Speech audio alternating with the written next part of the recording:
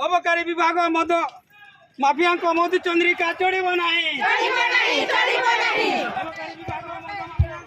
अबकारी विभाग मद माफिया मधुचंद्रिका चलिब नहीं, जदि चलिब निया जलिब। ठिपी खोला विदेशी मद दुकान को बंद करने दाबी नारे कंपिथिला गुरुंडिया ब्लॉक मुख्य रास्ता। स्कूल हॉस्पिटल थानाठू मात्र कई मीटर दूर थिबा ठिपी खोला विदेशी मद दुकान को बंद करने दाबी नहीं गुरुंडिया वार्ड नंबर 9 पुरुष और महिला ठू नहीं छोट छोट पिला माने आज राजरास्ता को ओह्लाइथिले।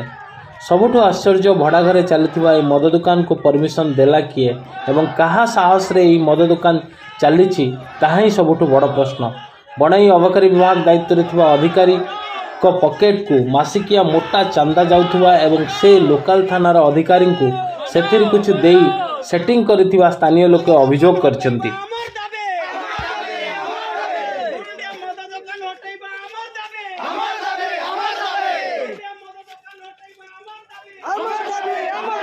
अबकारी विभाग मद माफिया मधुचंद्रिका